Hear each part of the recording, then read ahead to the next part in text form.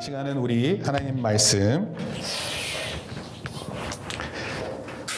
로마서 2장 17절에서 29절까지 말씀을 통해서 보겠습니다. 제목은 뭐죠? 한번 따라할까요? 시작. 죄가 우리 안에 침투했다. 네, 죄가 우리 안에 침투했다. 목사님 새삼스럽게 무슨 이런 말씀을요. 이미 침투한 거 알고 있어요. 이렇게 얘기하는데 사실은 성경에서 어떻게 침투됐는지를 이렇게 설명하고 있어요. 그래서 오늘 말씀을 통해서 확인하고자 합니다. 자, 먼저 우리 17절부터 한 절씩 우리 교독하면서 읽겠습니다. 유대인이라 불리는 내가 율법을 의지하며 하나님을 자랑하며 율법의 교훈을 받아 하나님의 뜻을 알고 지극히 선한 것을 분간하며 맹인의 길을 인도하는 자여 어둠에 있는 자의 빛이요 율법에 있는 지식과 진리의 모범을 가진 자로서 어리석은 교사여 어린아이의 선생이라고 스스로 믿으니 21절 그러면 다른 사람을 가르치는 내가 내 자신을 가르치지 아니하느냐 도둑질하지 말라 선포하는 내가 도둑질하느냐 가늠하지 말라 말하는 내가 가늠하느냐 사물을 가장히 여기는 내가 신적 물건을 도둑질하느냐 율법을 자랑하는 내가 율법을 범함으로 하나님을 욕되게 하느냐 기록된 바와 같이 하나님의 이름이 너희 때문에 이방인 중에서 모독을 받는도다. 내가 율법을 행하면 할례가 유익하나 만일 율법을 범하면 내 할례는 무할례가 되느니라. 그런즉 무할례가 율법의 계를 지키면 그 무할례를 할례와 같이 여길 것이 아니냐. 또한 본래 무할례자가 율법을 온전히 지키면 율법 조문과 할례를 가지고 율법을 범하는 너를 정죄하지 아니하겠느냐. 무릇 표면적 유대인이 아니요 표면적 육신의 할례가 할례가 아니라. 29절 같이 읽습니다. 오직 이면적 유대인이 유대인이며 할례는 마음에 할지니 영에 있고 율법 조문에 있지 아니한 것이라. 그 칭찬이 사람에게서가 아니요 다만 하나님에게서니라. 아멘. 오늘 말씀이 조금 긴데요. 그러나 최대한 목사님이 요약해서 설명을 하도록 하겠습니다. 우리 로마서 하면은 로마서에 외워야 되는 말씀이 뭐죠? 1장 16절에서 17절 내가 복음을 부끄러워하지 아니하노니 시작. 내가 복음을 부끄러워하지 아니하노니 이 복음은 그 믿는 자에게 구원을 주시는 하나님의 능력이 됨이라. 먼저는 유대인에게요 그리고 헬라인에게로다. 복음에는 하나님의 의가 나타나서 복음의 믿음이라 하느니 기록된 바 오직 의인은 믿음으로 말미암아 삶과 살리라 함과 같으니라. 아멘. 목사님도 약간 조사 부분이 딸리는데 그래도 이렇게 계속 반복하면 핵심적인 내용이 바로 로마서 1장 16절에서 17절 말씀입니다. 자, 그리고 나서 사도 바울이 로마서의 이 복음에 대해서 보금이 곧 예수 그리스도인데 이 예수 그리스도에 대한 복음을 전하면서 그리고 이것에 대해서 하나님의 의가 어떻게 나타난지를 설명하는 게 이제 핵심 내용이라고 알려주면서 동시에 이제 사도 바울이 얘기하려고 했었던 게 뭐냐면 세 종류의 사람이에요. 세 종류의 사람. 첫 번째 종류의 사람들이 누구냐면 그 1장에 나와 있는 사람이고 두 번째 종류의 사람이 누구였었냐면 우리가 지지난주 설교했었던 거예요. 사람들을 판단하는 사람들. 다른 사람들을 막 판단하는 사람 있잖아요. 그런 사람들. 막 저 사람 못됐다. 이렇게 판단하고. 그렇게 마음대로 판단하는 사람들의 부류가 있고 세 번째 사람이 바로 오늘 내용이 얘기해요. 1장의 사람들을 한번 잠깐 얘기하면 이렇습니다.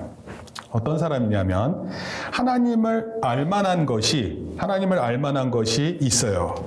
그런데도 하나님 믿는 것을 거부해요. 자, 하나님이 계신다라는 것을 조금만이라도 살펴보면 아는데 그 하나님이 계신다라는 사실을 억누르고 어떻게 행동하냐면 노골적으로 자기들이 생각하는 우상숭배를 만들어요. 우상숭배가 단순히 뭐 대단한 것을 우상숭배로 여기는 게 아니라 정말 하찮은 것들을 우상숭배로 여겨요. 그러고는 죄를 지어요. 마음 놓고 마음대로 죄를 짓습니다. 그러니까 어떻게 되겠어요? 그런 사람들이 하나님의 심판 앞에 놓이게 되는 겁니다. 두 번째 사람들은 어떤 사람들이냐면 다른 사람들의 드러난 죄를 판단하고 있는 사람들이에요. 자, 판단한다 그러면은 어떤 죄에 대해서 생각한다 이런 뜻이죠. 근데 이게 단순히 그런 면이 아니라 스스로를 어떻게 보냐면 스스로는 착하다. 괜찮다. 그래서 막 다른 사람들한테 이렇게 판단해도 돼. 저렇게 판단해도 돼. 이런 사람들도 역시 하나님의 심판을 피할 수 없다. 그렇게 했어요. 그리고 하나님의 심판의 기준은 무엇으로 하나님 심판하냐면 여러분들이 판단한 대로, 여러분들이 행동한 대로 하나님께서 그렇게 판단하겠다 그런 거예요. 만약에 여러분들이 용서해 주지 않잖아요. 그럼 하나님께서도 용서하지 않게 심판하시겠다 이런 거예요. 무섭잖아요. 그러니까 이렇게 두 번째 사람들처럼 지내면 안 된다라는 것이 바로 2장 1절에서 16절까지 말씀이었고, 오늘 본문은 세 번째 사람들이에요. 세 번째 사람들. 이 세 번째 사람들을 제가 설교를 준비하면서 목사님이 제일 많이 찔리는 그런 내용입니다. 이 사람들은 누구냐면 하나님의 심판이 누구에게 있냐면 죄가 드러나지 않는 사람이에요. 죄가 숨겨진 사람들입니다. 남들이 볼 때 이 사람이 무슨 죄를 졌는지 알 수 있어요? 없어요? 없어요. 죄가 없는 것처럼 보여요. 그런데 그런 사람들 하나님께서 심판하신다 이런 뜻이에요. 그래서 오늘 제가 그 내용을 한번 살펴보려고 하겠습니다. 우리는 어려서부터 뭐를 잘하냐면 죄를 숨기는 것을 잘해요. 그걸 아주 기술적으로 배웠어요. 누가 가르쳐 주지 않아도 그거를 스스로 숨기는 것을 해요. 그래서 우리 무슨 척한다 이런 표현 있죠? 네, 설교를 잘 안 들으면 이렇게 지식 나올 거예요. 네. 그렇죠. 아는 척, 있는 척 한다. 원래는 아는 척은 모르는데 아는 척 하는 거고요. 있는 척은 없는데 있는 척 하는 거예요. 잘못했는데 잘못 안 한 척 하는 거. 이런 거에 대단히 기술적으로 발달되어 있어요. 한번 옆에 있는 사람들 보세요. 얼마나 발달되어 있는지. 우리 알 수 있어요? 그 사람의 잘못을? 알 수 없습니다. 그런데 그런 사람들이 다 자기 안에 잘못이 있는데 그것이 없는 것처럼 하고 지내는 거예요. 이런 걸 다른 말로 가장한다. 그렇게도 표현해요. 가장. 가장이 뭐예요? 과장이 아니라 가장한다. 여러분 변장 알죠? 변장. 여러분 연예인들 보면은 그 사람이 아닌데도 불구하고 그 사람을 이렇게 하잖아요. 이래요? 젊은 사람한테 얼굴을 막 분장해서 할머니 하면 할머니 역할을 하는 거예요. 젊은 사람인데 남자에게 할아버지 역할을 하면 할아버지 역할. 마치 평생 환자로 살아온 사람처럼 그런 역할을 하는데 그게 실제 그 사람이에요? 아니에요. 그렇게 하는 걸 가리켜서 가장한다, 뭐뭐한 척한다 이런 뜻이에요. 이런 기술을 제일 잘 가지고 있는 사람들이 누구냐면 종교인이에요. 종교인. 예, 목사님을 포함해서 스님, 신부님 제일 잘하는 거예요. 왜냐하면 그런 말을 하는 사람이 되려면 내가 못한다 그러면서 말하면 그거 되게 힘이 없잖아요. 그러니까 나는 마치 내가 그걸 다 잘하고 있습니다 이렇게 하면서 하는 거예요. 여러분 만약에 목사님이 거짓말을 세상에서 제일 잘한다 그러면 여러분들 이 자리에 와 있겠어요? 아니잖아요. 나름대로 그것을 존경하잖아요. 근데 그 존경심을 보면서 목사님이 스스로 내 죄를 더욱더욱 숨기는 거예요. 종교를 직업으로 하는 사람들이 대상이 되는 거예요. 특히 교회에 열심인 사람들. 나는 적어도 하나님 앞에서 바르게 산다고 자부한다. 이런 사람들, 종교인을 포함해서 이런 사람들에게 지금 바울이 얘기하고 있는 거예요. 이런 사람들은 목사님 이런 생각 참 많이 하거든요. 나는 특별하다 이런 생각을 해요. 나는 다른 사람과 다르다 이런 생각합니다. 많은 기독교인들이 이렇게 사회에 나오고 이렇게 나오잖아요. 막 범죄한 일이 드러나잖아요. 그럼 나는 저런 사람과 달라 이렇게 스스로 생각해요. 적어도 나는 하나님 앞에서 괜찮은 사람이야 이렇게 판단해요. 그런데 이게 뭐라고요? 가장하고 있는 거예요. 뭐뭐인 척하는 거예요. 사실은 그렇지 않은데 실제로 그런 사람인데도 불구하고 그것을 가장한 채 서 있는 거예요. 그 목사님이 이 설교를 준비할 때 얼마나 깜짝 놀랐는지 몰라요.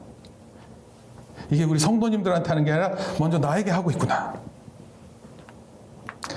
놀랍게도 이러한 행동을 하는 사람들이 종교심이 많은 사람들이에요. 거룩해 보이는 것처럼 보이는 사람들이에요. 근데 이게 놀랍게도 뭐가 될 수 있어요? 우상숭배가 되는 거예요. 하나님을 잘 믿는 게 아니라 하나님이 아닌 다른 것을 믿는 거예요. 우리 1장에서 봤었을 때는 하나님이 아닌 다른 것을 믿는다 그랬잖아요. 뭐 기어다니는 것, 날아다니는 것, 동물, 식물, 나무들, 막 자연을 믿고 이렇게 하잖아요. 그런데 그 우상숭배의 똑같은 모습의 한 형태가 바로 뭐냐면 자기를 가장한 채 자기가 괜찮다고 생각하는 게 우상숭배일 수 있다는 거예요. 여러분, 우상이 뭐예요? 우상? 여러분, 우리가 잘 쓰는 표현이에요. 중학생들, 고등학교 또는 초등학교 애들이 많이 얘기하는데 아이돌이라고 부르죠. 아이돌이 뭡니까? 예, 우상이라는 뜻이에요. 아이돌. 젊은이의 우상하면 그 사람이 다 모든 사람이 쳐다보고 좋아하는 사람이에요. 그게 연예인일 수도 있고, 뭐, 그것이 가수, 뭐, 그 연예인 안에 가수가 다 포함되는 거예요. 탤런트도 되고, 누구든지 될 수 있는데, 그런 사람을 보고, 나도 저런 사람처럼 돼야지, 이런 마음 먹는 거예요. 그쵸? 그렇게 되고 싶지 않아요? 운동하는 사람들은 운동을 잘하는 사람이 자기 우상이 되는 거예요.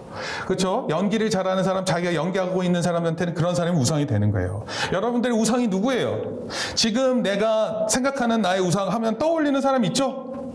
있어요, 없어요? 없어, 하민이? 너 있잖아. 메시나. 축구 선수들 보면 막 좋아하지 않아? 텔레비전 지나가다가 메시다 이럴 거 아니에요. 방탄소년단 친구들은 좋아하는 그 방탄소년단의 그 그룹이 팬클럽이 아미죠, 아미. 네, 군인 아니 뭐 군대 이런 뜻인데 정말 그 사람들은요 한 번씩 하면 놀라워요. BTS와 연결되어 있는 어떤 한 사람이 우연치 않게 BTS의 누군가가 좋아한다 이런 식으로 올린 거예요. 그랬었을 때 자기가 운영하는 블로그에 사람들이 기껏 해봤자 하루에 30명밖에 안 하는데 갑자기 몇십만 명이 들어왔어. BTS를 안다는 이유로. 그래서 목사님도 가능하면 BTS랑 좀 친하게 지내고. 목사님 설교 구독자가 몇 명인지 알아요? 일주일에? 네, 여러분들 상상 못하는 숫자예요. 목사님 때로는 2번도 들어가서 듣고 3번도 들어가서 듣고 그래요. 근데 목사님은 그거 조회수나 이런 거에 연연하지 않아요. 왜냐하면 그거 중요한 게 아니라 목사님은 일종의 하나님의 말씀을 이렇게 전하는 것을 보는 거거든요. BTS는요, 어떨 땐 하루가 지나기 전에 1억이 되기도 해요. 1억 뷰. 네, 놀라운 거예요. 전 세계가 놀라워 그래요. 뭘 얘기한다고요? 여러분, 우상을 마치 나는 그런 사람이 아니잖아요. 근데 내 우상을 보면서 그 우상을 놓고 지내다가 내가 그런 사람인 줄 착각한다 이런 뜻이에요. 여러분들이 BTS 좋아하면 BTS가 되는 게 아니잖아요. 근데 우리 모든 사람들이 그런 우상을 두고 있는 것을 그렇게 나빠하지 않아요. 근데 성경은 하나님께서 제일 싫어하는 게 뭐예요? 제일 싫어하는 게 뭐예요? 우상 숭배예요. 만약에 하나님보다 더 좋아하는 무엇이 있다면 그것은 얼마든지 우상 숭배가 되는 거예요. 하나님을 대신하는 거예요, 우상 숭배는. 하나님의 의를 대신하는 거예요. 하나님께서 주시는 구원을 다른 것으로 바꾸는 거예요. 나 하나님으로부터 구원받는 것보다 이게 더 좋아. 이것을 얘기하는 그것이 우상이 된다 이런 뜻입니다. 그런데 이렇게 우상숭배를 하는 이유는 뭐냐면 우상숭배라는 것을 만들어 놓고는 자신이 마음대로 하고 싶어서 그래요. 일종의 우상은 우리가 마음대로 하기 위한 사전 작업이에요. 그런데 놀라운 것은 교회에 이것이 침투했습니다.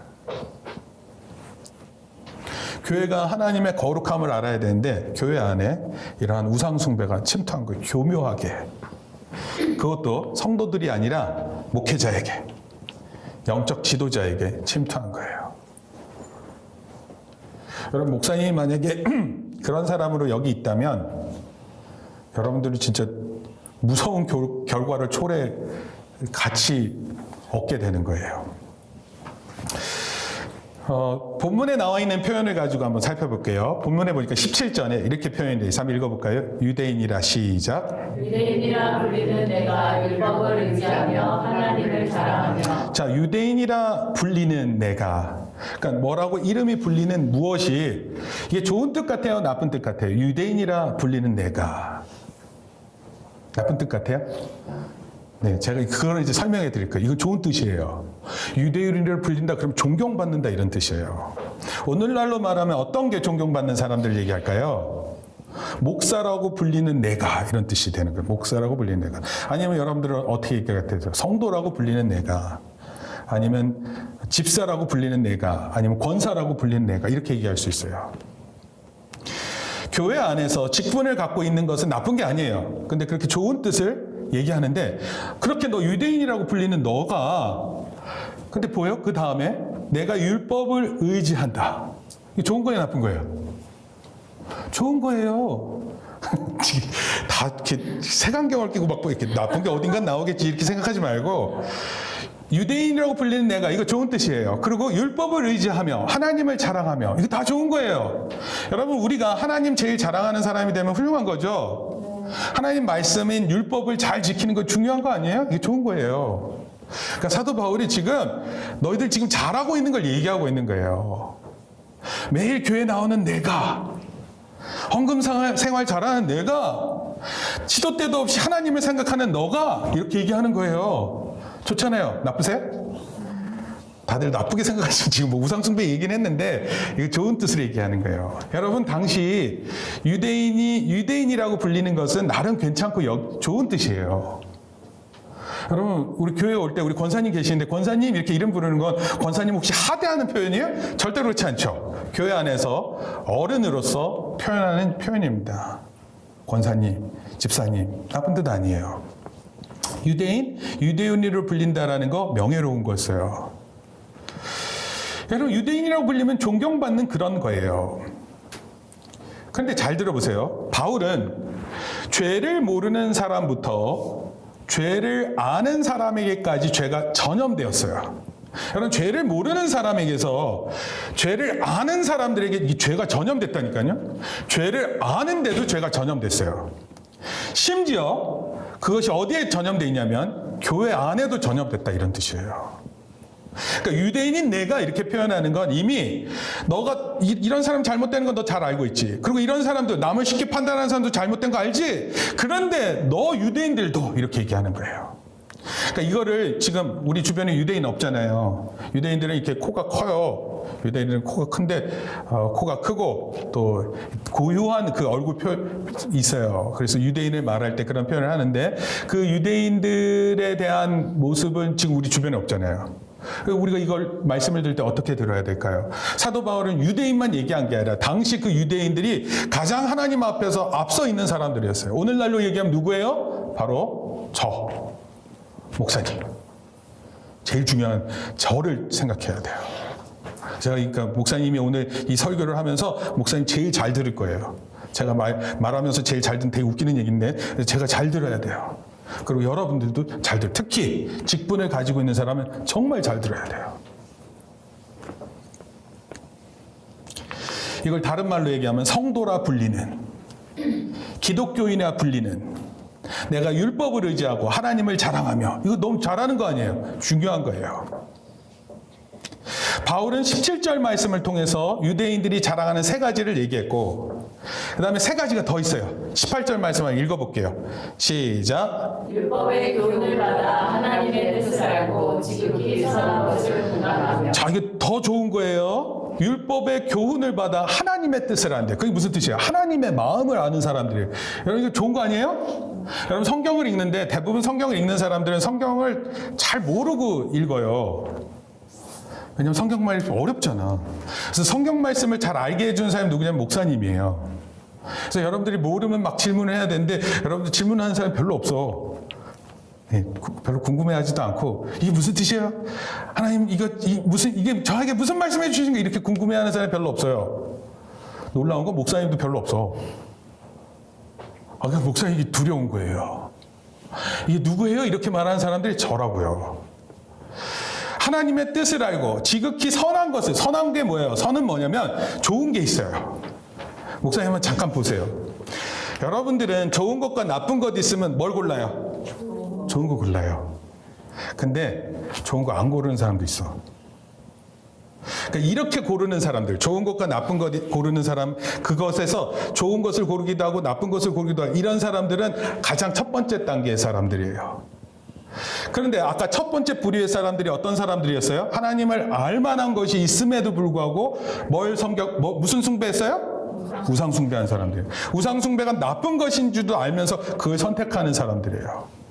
근데 여기 나와 있는 지극히 선한 것을 분간한다 무슨 뜻이냐면 좋은 게 두 가지가 있는데 그 중에서 더 좋은 걸 찾아내는 사람이에요. 야, 이거 좋은 사람 아니에요?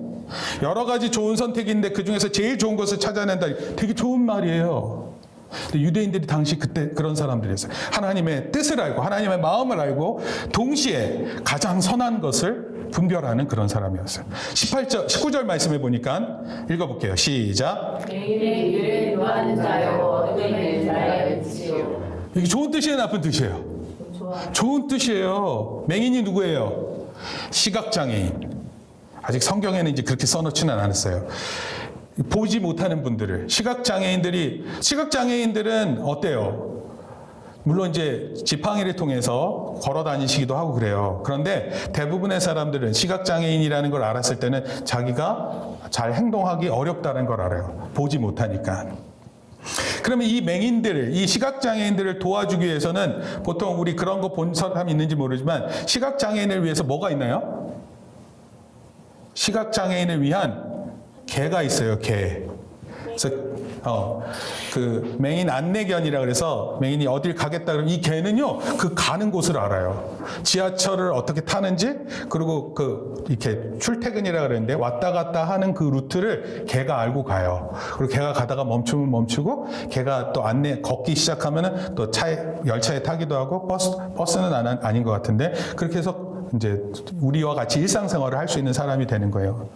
만약에 그 맹인 안내견이 없으면 어떻게 해야 돼요? 어떻게 해야 될 것 같아요?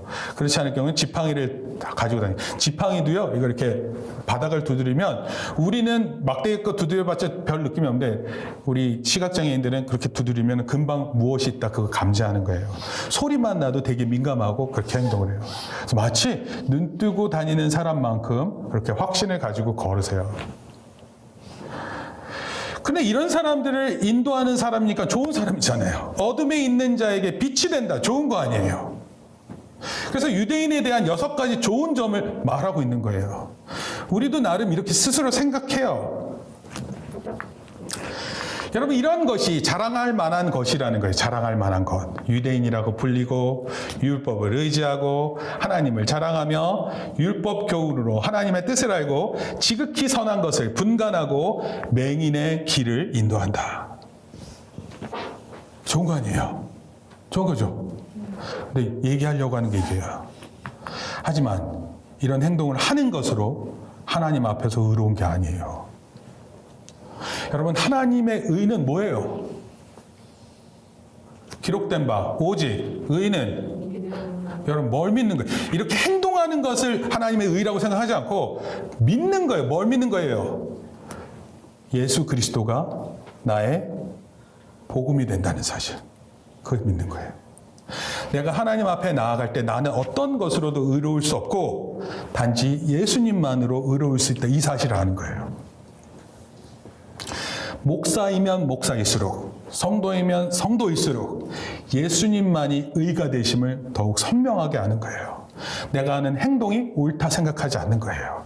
근데 사람들은 이렇게 종교인이 돼서 자기 스스로를 옳다 말하는 이런 행동이 될 수 있다 이런 뜻입니다. 그 이유가 있는데 2가지가 무엇인지 살펴보고 우리 함께 기도하고 싶습니다. 첫째, 한번 따라할게요. 시작. 네. 이거 누가 들어야 되는 거예요? 이거 설교한 대로 행동하지 않는 누굴 것 같아요? 설교 누가 하니까?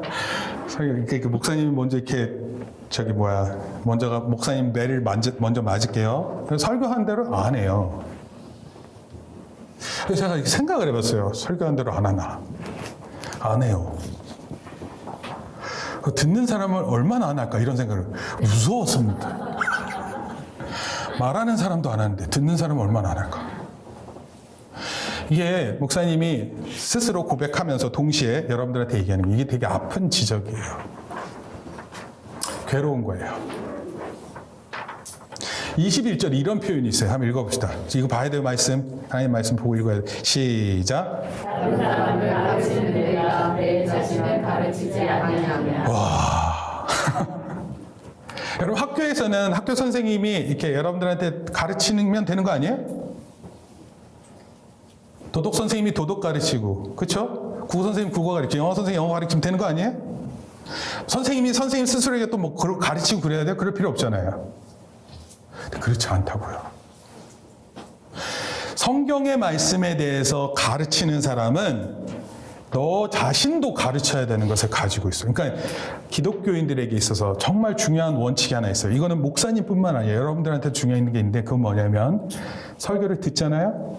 또는 설교를 하잖아요. 스스로를 가르쳐야 되는 거예요. 종종 우리가 설교를 들을 때 이런 생각을 해요. 아, 나쁜 사람들 얘기하는 거 보니까 나는 아니야. 다른 사람 얘기하는 게 분명해. 이렇게 듣고 있으면 안 된다 이런 뜻이에요. 성경에서 분명히 무슨 죄에 대한 지적이 있고 그럼 그걸 들을 때 나는 그런 거 없는지 이렇게 생각하는 거예요. 로이드 존스라는 분이 이런 말을 했어요. 목사님 읽을 테니까 한번 보세요. 매일 성경을 읽으면서 성경이 말하는 진리를 자신에게 적용하는가? 단지 성경을 잘 아는지 자랑하기 위해 성경을 읽는가? 아니면 진리를 자신에게 적용하기 위해 읽는가? 여러분 막 성경을 많이 아는 것을 드러내기 위해서 성경을 읽어요? 아니면 그 성경 말씀을 나한테 적용하기 위해서? 적용이 뭔지 알아요? 네, 그 말씀을 나한테 한번 넣어보는 거예요. 그리고 이제 이렇게 얘기를 했어요. 이게 되게 충격적인 얘기예요. 만약 시작. 만약 이것을 알지 못하고 읽는다면 성경 읽기는 당신에게 유익한 것이 아니라 해로운 것이다. 성경 읽기가 해롭대요. 여러분 성경 잘 읽는 사람에게 정말 위험한 순간이 있는 거예요. 그게 뭐예요? 성경 읽기를 통해서 자기한테 적용하는 게 아니라 자기는 괜찮은 사람이라고 성경을 읽는 거예요. 이게 무서운 결과가 나타나는 거예요. 따라서 교회에 더 나갈수록 하나님에 대해 더욱 알수록 진리를 배울수록 성경 말씀이 나에게 주는 교훈이 무엇인지 선명하게 알아야 되는 거예요. 여러분 제가 오늘 여러분들한테 말하는 설교는 사실 목사님 처음에 얘기했던 것처럼 목사님에게 한다 이렇게 얘기를 했어요. 목사님이 말만 많이 하고 목사님 때로는 너무 말을 많이 해가지고 목사님 무슨 말을 했는지 기억이 안 나. 그렇다고 해서 목사님이 무슨 설교를 아주 많이 하는 사람이 아니에요. 그래서 목사님 때로는 나한테 적용하지 못하고 그냥 훅 지나가는 성경 말씀들이 많아요. 그러니까 이런 말씀에 비교할 때 정말 걱정돼요. 걱정돼. 사도 바울이 지적하는 사람들은 바로 이런 사람들을 얘기하는 거예요. 성경을 읽지만 성경을 자기에게 적용하지 않고 그런 사람들이 얼마나 잘못될 수 있는지 그것이 어떻게 우상숭배가 되는지를 얘기하는 거예요. 그러면서 나온 말씀이 21절에 이렇게 됐어요. 한번 읽어봅시다. 시작. 도둑질하고 간음하고 우상을 미워하면서도 성령의 거듭을 실천하고 하나. 네, 그러니까 누구예요? 그렇게 좋은 말 하는 사람들이 하나님의 뜻을 알고 막 이렇게 한다는 사람들이 뭘 한다고요? 도둑질해요. 도둑질. 누가 도둑질하는 게? 목사님이. 누가 간음해요? 목사님이. 누가 우상을 미워하면서 성전을 물건을 훔친다고요? 물론 이 말씀이 무슨 뜻인지 설명을 좀 드릴 거예요. 여러분 만약에 나는 괜찮다고 생각하면서 그러고 나서 이런 행동을 하는 거예요. 도둑질하고 우상숭배를 하고 그리고 간음도 하고 여러분 만약에 이런 모습이 거리낌 없이 만약에 그렇게 진행된다면 그게 얼마나 무서워요. 그럼 무서운 거예요. 만약에 이런 일이 목사님은 일어나지 않을 거라고 장담을 하는데 목사님 만약에 신문사의 사회 일면에 목사님이 나왔어. 경기도 광주의 정모 목사가 도둑질을 했습니다. 그러면 정모 목사라 그랬을 때 아는 사람이 있어 없어요? 없어. 경기도 광주에 정씨라는 목사가 얼마나 많겠어요. 근데 나는 알아. 그럼 내가 그 사람이면. 이해돼요? 근데 여러분 이렇게 생각을 해야 되는 거예요. 내가 그런 자리에, 그런 뉴스의 핵심에 누구보다도 그것을 지켜야 되는 사람인데 그렇지 않았었던 모습을 가지고 있는 그 모습을 내가 들여다보는 거예요, 살짝. 여러분, 도둑질 안 하잖아. 도둑질 해요? 도둑질 잘해요? 못해요? 도둑질을 안 하는 사람들한테 도둑질에 대해서 얘기하는 느낌인데 사실은 우리가 도둑질 심보가 다 있는 거예요. 나만 잘 됐으면 하고. 간음한다라는 게 뭐예요? 간음이 예수님 말씀하셨어요. 물론 간음하는 행동을 한 사람들도 되게 나쁜 사람들이에요. 그런데 간음하는 행동보다 간음하려고 하는 마음이 더 심각하다고 얘기했어요. 한국에서 아동 포르노라는 사건이 지난주에 나왔어요. 우리 보통 인터넷을 켜면, 인터넷에 웹을 이렇게 켜면, 인터넷 웹을 켤 수 있는 게 인터넷 익스플로러 또는 크롬 또는 파이어폭스인가 뭔가 그런 걸 통해서 이렇게 인터넷을 들어갈 수 있어요. 그러면 그 인터넷은 일종의 어떤 웹 주소라 그러죠, 주소. 그 주소를 통해서 그곳에 들어가고 그러는데, 이 아동 포르노를 소지한 사람들은 그것이 그 웹 주소가 드러나지 않는 그런 웹 프로그램을 썼어요. 그러니까 어디에 있는지도 모르고 그리고 그런 것을 접속하는 그런 곳에서 정말 말도 안 되는 음란한 것들을 퍼뜨렸어요. 네, 다크웹이라 그랬어요, 맞아요. 권사님 더 잘 아세요. 그런데 그런 사람들 중에 상당히 많은 수가 한국 사람들이었어요. 미국 같아서는 아동 포르노를 만약에 접속하거나 또는 어떤 그 파일을 보관한 것으로만 해도 상당한 기간 감옥에 있어야 돼요. 근데 우리는 그런 것을 처벌하는 데 있어서 굉장히 약합니다. 여러분, 아동 범죄라는 거, 아이를 우습게 여기는 거예요. 사람을 혐오하는 거, 그거 다 그런 마음에서 비롯되는데 그런 게, 여러분 혹시라도 우리가 그런 걸 많이 보잖아요? 그럼 여러분들이 정말 안 좋은 거예요. 보통 이렇게 영화 같은 거 보면 영화가 등급이 있어요, 등급. 알아요? 영화 등급? 영화 등급 뭐가 있어요? 올은 전부가 볼 수 있다는 뜻이고. 청불이 뭐예요, 청불? 청소년 보면 안 돼요. 근데 왜 청소년 보면 안 될까? 심하게 잔인하거나 심하게 잔인하거나 이상한 거 나오거나 네, 욕이 심하거나 욕 되게 선정적이에요. 그리고 사람을 다치게 하는 것도 아주 선정적으로 다치게 해요. 근데 그런 걸 보면은 왜 그게 안 좋을까요? 여러분 이제 청소년이라는 그 시기 때는 이런 걸 보면 이런 거를 흡수해요. 그래서 그런 생각들을 될 수 있으면 보지 않게끔 하는 게 영화 심의기관에서 등급을 정해서 하는 거예요. 청소년 불가하면 청소년 불가 보면 안 돼요. 청소년 불가만 보려고 하는 청소년들 있잖아요? 그러면 행동이 자꾸 난폭해지는 거예요. 여러분, 게임 중에서도 게임에 피가 흘리는 장면이 있으면 그 게임 하면 돼요, 안 돼요? 안 돼요. 게임에서 예를 들어서 죽였는데 검정 색깔이 나오거나 파란 색깔이 나오고 그러면 그때는 마치 외계인을 이기는 듯한 느낌이지만 피가 나오면 그때는 사람을 죽이는 행위와 똑같은 거예요. 근데 그 게임의 대부분의 목표가 뭐냐면 많이 죽이거나 뭐 이러는 거예요. 그러니까 그거를 많이 하면 할수록 어떤 마음이 들어요? 폭력적인 마음이 드는 거예요. 괜히 욕을 안 하는데 영화 많이 보잖아요? 그러면 욕이 쉽게 나와요. 그렇게 돼요. 그리고 욕하는 모습을 이렇게 강렬하게 봤잖아요? 그럼 그게 이렇게 입으로 확 나가요. 목사님도 미국에 가서 제일 먼저 배운 게 뭔 줄 알아요? 욕은 가르쳐 주지도 않는데 다 느껴져요. 그 얼굴 표정에서 나오는 야, 욕은 저렇게 하는구나 이렇게 느껴진다니까요. 그리고 그게 되게 강력하게 남아요, 머리에.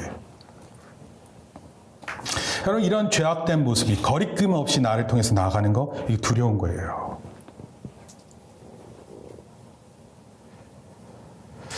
여러분, 하나님께서 우리에게 말씀을 주시는 거는요, 우리가 그 말씀을 듣고 하나님 앞에서 바르게 살기를 하나님 원하세요. 먼저는 목사로서 제가 제 스스로를 돌아보고 하나님 앞에 적용하는 것에 더 나갈 거예요. 설교를 말한 대로 행해야 되고 설교를 들은 대로 행해야 되는 것이에요. 우리 삶에 반드시 적용하며 살아가는 저와 여러분들 되기를 바라요. 그러니까 오늘 뭘 적용해야 될 것 같으세요? 뭘 적용해야 될 것 같습니까? 생각은 들어요. 근데 뭘 적용해야 될까요? 근데 그 적용하는 것을 여러분들이 생각하고 써봐야 돼요. 난 이런 사람이 돼야 되는구나. 이따가 할 거예요. 이따가 하겠습니다. 둘째. 시작. 교회를 다니면서도 우상 숭배를 할 수 있다. 네? 교회를 다니는데 우상 숭배를 할 수 있다고요? 네. 얼마든지 교회를 다니면서도 다른 우상을 섬길 수 있어요. 되게 웃기는 행동이에요. 여러분 1장의 첫 번째 사람들은 그냥 보이는 우상을 섬겼어요. 보이는 대로 우상을 섬겼어요. 1장 23절에 이렇게 돼 있어요. 한번 읽어봅시다. 시작. 썩어지지 아니하는 하나님의 영광을 썩어진 사람과 새와 짐승과 기어다니는 동물 모양의 우상으로 바꾸었느니라. 네. 하나님의 영광을 사람, 새, 짐승, 기어다니는 동물.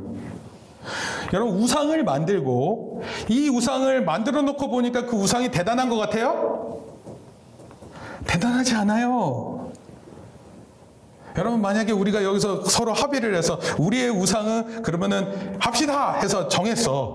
그래서 곰이라고 했다고 쳐봐요. 곰은 우리의 우상입니다. 그리고 앞으로 곰 보면 인사하고 다닙시다. 곰을 사랑한다고 고백합시다. 근데 그렇게 하다 보니까 되게 웃기잖아. 곰이 뭐길래 곰한테 인사를 해야 되고 곰한테 사랑한다고 고백을 해요. 그러니까 그렇게 하는 행동이 되게 우스운 행동이 되는 거예요. 우상 숭배 자체가 되게 우스운 거예요. 그러고는 어떻게 행동해요? 자기 마음대로 행동한단 말이에요. 그러나 오늘 우리도 교회를 다니지만 속으로 우상이 있을 수 있어요. 그게 뭔지 아세요? 이런 거예요. 욕심. 여러분 욕심이 한번 내 마음에 사로잡히면 되게 힘들어요. 욕심 때문에. 여러분 돈에 한번 마음이 꽂히잖아요. 그러면 그 사람 마음이 돈밖에 안 보여요.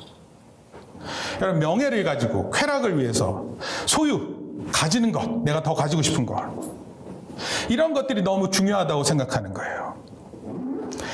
마치 조각상의 우상을 숭배하듯 조각상에다가 우상을 새겨놓고 그것을 우상을 섬기듯이 이 마음에 우리의 조각상을 새기는 거예요.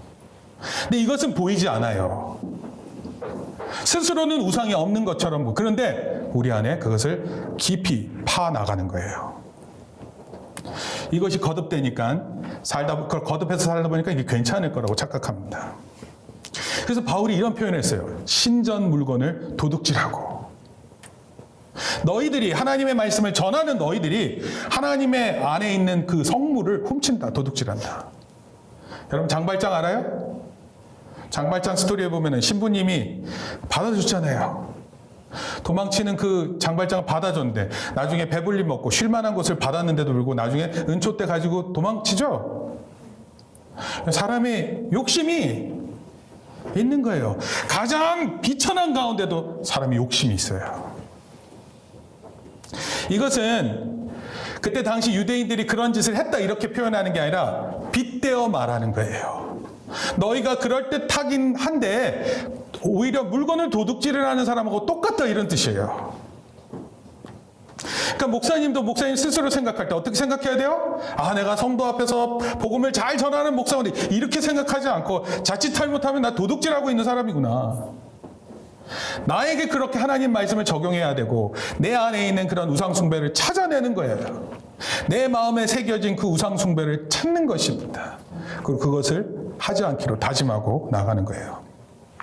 여러분 우리가 잘 알다시피 하나님은 우리 마음의 동기를 중요시 여겨요. 어떤 마음을 가지고 하나님 예배하려고 하는지, 어떤 생각을 가지고 지금 찬송하고 있는지 그것을 중요시 여긴다고요. 예수님 분명히 경고했어요. 미움으로부터 살인이 있다고, 욕심이 죄를 낳는다고 경고했어요. 여러분 우상 숭배는 몸으로만 하는 것이 아니라 우리의 마음으로도 언제든 할 수 있는 거예요.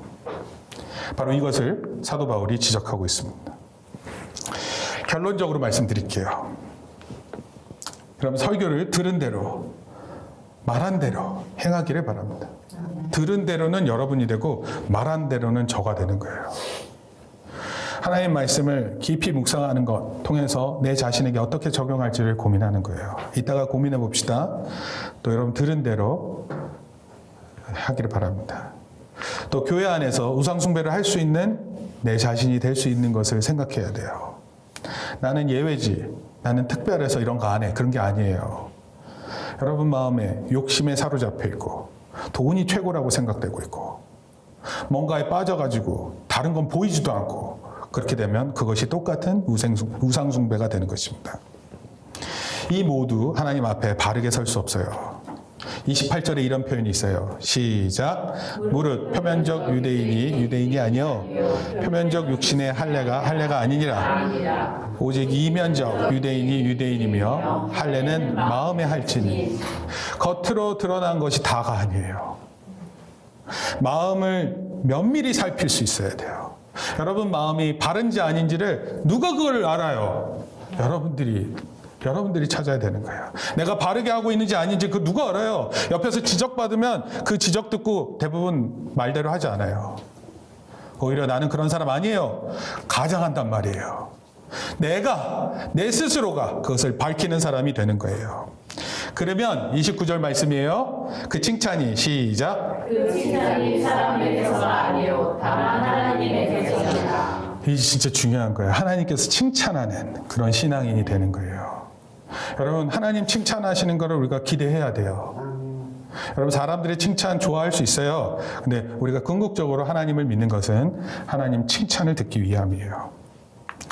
그래서 하나님께 칭찬받는 저와 여러분 되기를 예수님의 이름으로 축원합니다. 같이 기도하겠습니다. 주님 감사합니다. 오늘 또 우리에게 말씀을 통해 주셨는데 이 말씀 우리 삶에 적용하게 도와주시옵소서. 또 우리 마음속에 숨겨진 우상숭배 있는지 찾아내게 하시고 다시는 이러한 잘못된 것을 하나님 앞에 하지 않게 도와주시옵소서. 그래서 마침내 우리 하나님께서 칭찬하는 그런 우리 성도들 되게 붙들어 주시옵소서. 감사를 드리며 예수님의 이름으로 기도합니다. 아멘. 오늘 제가 사모님하고 약속했는데 일찍 끝내주시면 또 시간이 지났습니다. 바로 축도하고 마치겠습니다. 이제는 우리 주 예수 그리스도의 은혜와 하나님 아버지의 크신 사랑과 성령님의 감화 감동 교통하심이 이제 주의 말씀을 전할 때마다 또 들을 때마다 그것을 나의 삶에 적용하기로 다짐하고 또 동시에 내 안에 숨겨진 이 우상숭배를 반드시 찾아서 다시는 하나님 앞에서 이러한 짓을 하지 않기로 다짐하고 돌아가는 성도들 머리 위에 또 우리 자녀들 머리 위에 이제로부터 영원토록 함께 있을지어다. 아멘. 박수로 하나님께